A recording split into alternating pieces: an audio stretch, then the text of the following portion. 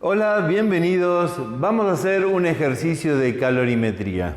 Y ya mismo te leo el enunciado. Un cilindro, como el indicado en la figura, contiene 3 moles de oxígeno a presión 1 atmósfera y temperatura 20 grados centígrados. La presión exterior es la atmosférica. Calcular el calor requerido para elevar la temperatura del oxígeno hasta 26 grados centígrados. A. Si la tapa está trabada. B. Si la tapa puede deslizarse sin rozamiento y la expansión es suficientemente lenta como para que el gas se mantenga a presión constante.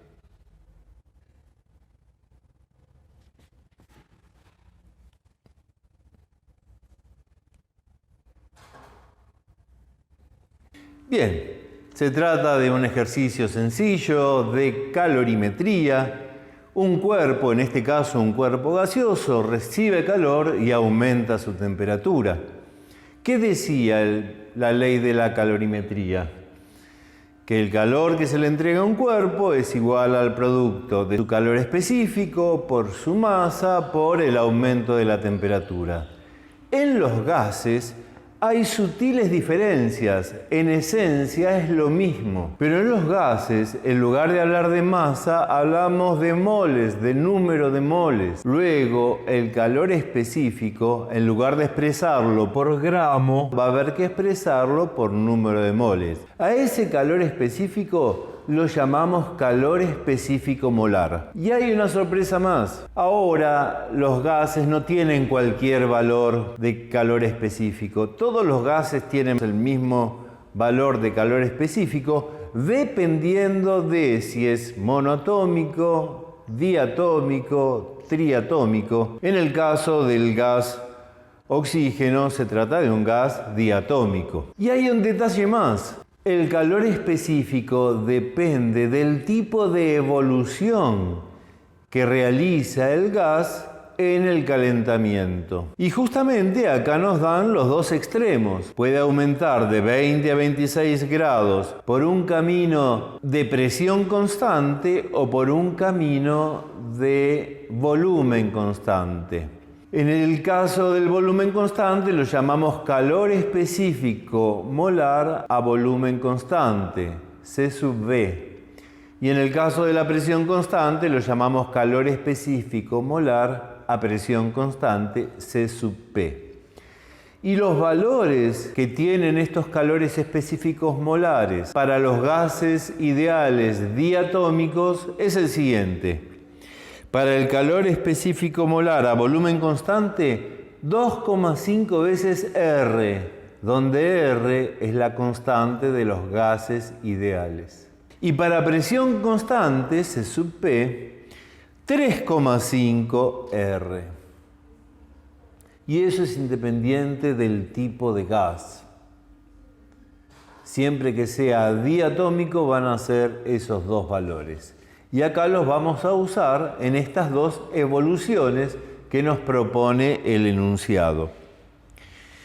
En el primer caso, la tapa está trabada, el calentamiento se produce a volumen constante, por lo tanto a ese calor lo voy a llamar Q sub B y va a ser igual al calor específico molar a volumen constante por el número de moles por la diferencia de temperatura. O sea, 2,5 R por N por T final menos T inicial. Metemos los numeritos en esa expresión de donde el calor entregado va a ser igual a 2,5. El valor de la constante lo busco en la tabla de constantes físicas. Tenés 3 opciones en general, dependiendo de las unidades que elijas, y yo elegí esta.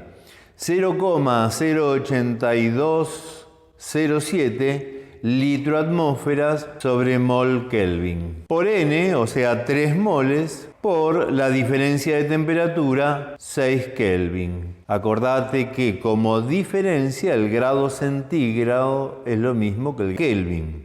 Así que 6 grados centígrados de aumento es lo mismo que 6 Kelvin de aumento. Si hago la cuentita, obtengo el resultado. El calor es igual a 3,69 litro-atmósferas, o lo que es lo mismo, 373,8 joules, o lo que es lo mismo, 89,3 calorías.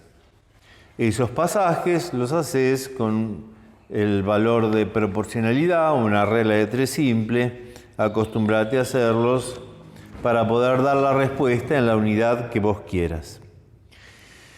Bien, vamos a calcular ahora entonces el calor necesario para ese aumento de 6 grados a presión constante. Entonces va a ser igual a C sub P, calor específico molar a presión constante, por N por delta T. O sea, 3,5 R por N por T final menos T inicial. Metemos los numeritos nuevamente y el calor necesario va a ser igual a 3,5 por 0,08207 litro-atmósfera sobre mol Kelvin por 3 moles por 6 Kelvin.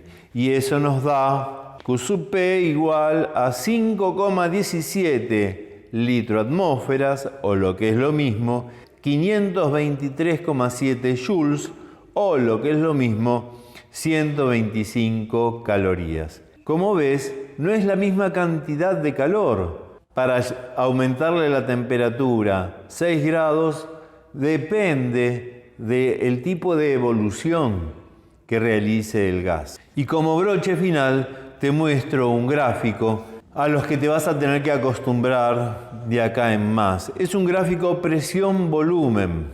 Nos muestra el estado de un gas. ¿Por qué digo el estado? Y porque dado la presión y el volumen, también queda determinada la temperatura.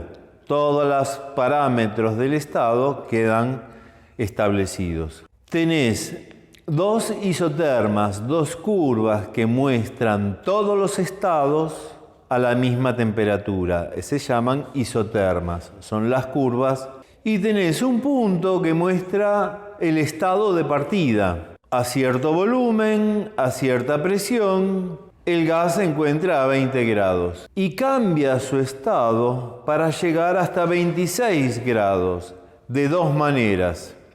La línea verde es con la tapa trabada, o sea, a volumen constante. Fíjate que una vertical en esa gráfica te muestra un volumen que no cambia. Una evolución de ese tipo se llama isocórica. También puede ir desde el estado inicial al estado final de 26 grados por la curva que te dibujé en celeste, que es una recta horizontal. ¿Qué me está revelando esa recta horizontal? Que no cambia la presión. Una evolución de ese tipo se llama isobárica. Bien, vaya como presentación, porque de ahora en adelante te van a acompañar en toda la ejercitación de acá hasta el final de la termodinámica.